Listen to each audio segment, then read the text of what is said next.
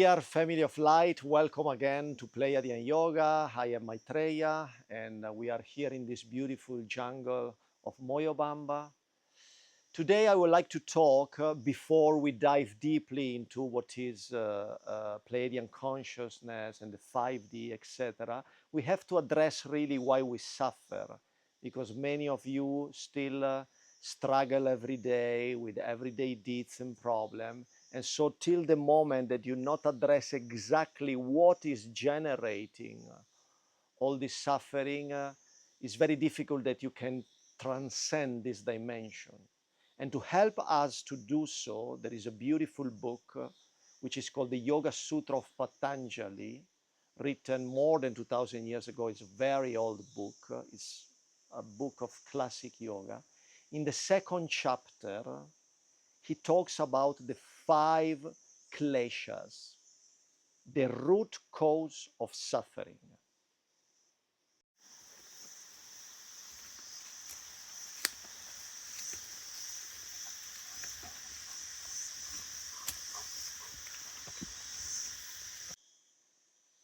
The word klesha means literally poison.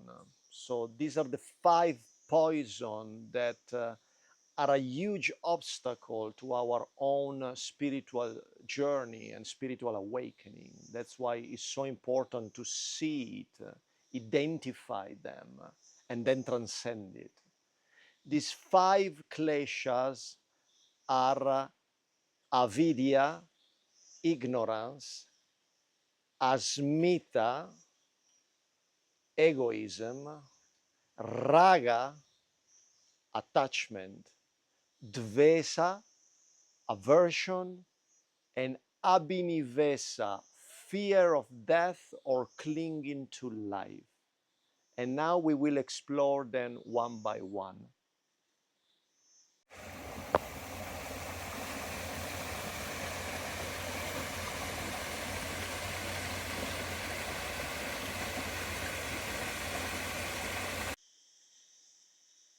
Out of suffering have emerged the strongest soul. The most massive characters are seared with scars. This is a quote by Khalil Gibran.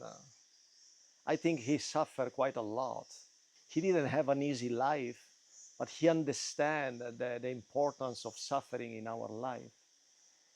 You might wonder why your life is a sequence of difficult things and things that doesn't work and why you suffer so much.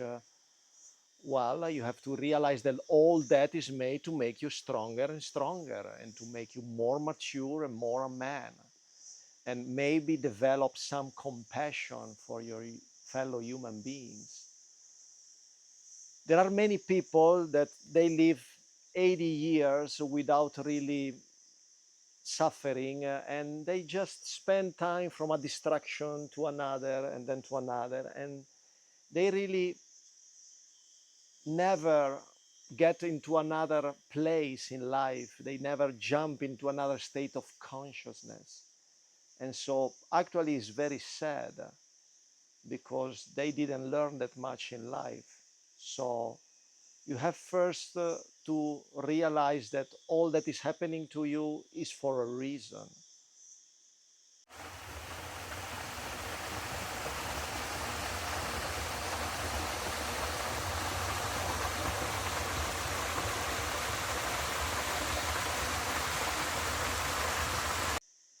But suffering doesn't have to be a constant in your life. That's why the Buddha was separating pain from suffering. Pain is like the physical body is in pain, but psychologically you don't suffer.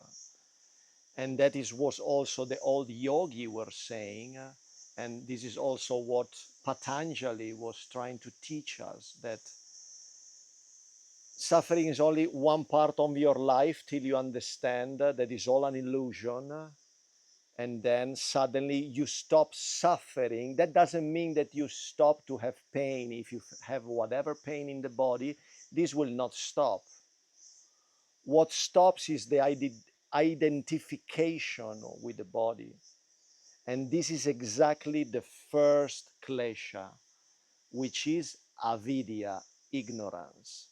The word vidya in Sanskrit means literally knowledge, and the A before the word, it negates the word, so it's lack of knowledge, therefore ignorance. The problem is that you live in a state of I am this body, I am the flux of thought, the stream of thought in my mind, and you identify with that constantly. And so the first movement that you have to do is observe as an external witness your body and the stream of thought in your mind. This is known as vidya. So you know that you can observe it, and if you can observe it as an external observer, then you are no more identified with it. It takes a time, it takes practice, because we are constantly thinking all day long. We spend very little time in silence, really in silence, just contemplating nature, just staying in a place, because we have a busy life, because thousands of reasons. But you have to learn every day to take a while to just observe your breath, observe your thought, and don't react to what is happening to your body. Don't react at all. That doesn't mean that, oh, I have a pain at the knee, I will not do anything good for the knee. No, this is not really an intelligent move. I will act to help my knee to feel better, or whatever part of the body is just an example. Whatever part of the body is in pain, you will help this part of the body, but without identify with it. You say, well, I do my best and I leave the result to existence, because even if you are doing everything right, you will get sick anyway at some point, you will die anyway at some point. So recognizing that what you are is much bigger than this body, is not just a stream of thought in your mind. The master Osho, for example, was called the observer over the hill that observe everything.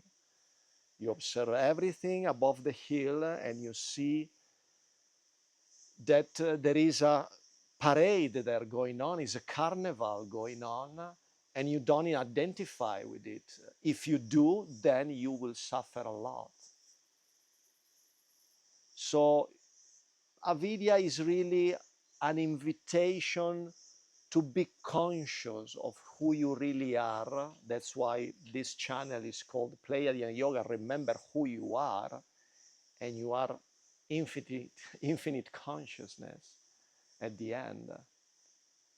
And so every time that you feel totally identified with your emotion, just breathe deeply, step back, observe, and you said, okay, oh, I see my anger, or I see my jealousy, or I see my sadness or depression, or whatever it is, and you just say, well, I am not that. In fact, it is happening, but I am not that. And in the same moment that you step back, there is a sort of space that generates a quietness, a vastness. There is finally space which before was filled up with thought. But now there is only observation. And this is the shift from identification with the character to the observer. So this is very important, and this is the first of the 5 kleshas. Tomorrow we will see the second one, and in the next day we'll see all 5 of them. So I hope to see you soon, and for the moment, be at peace, be at peace.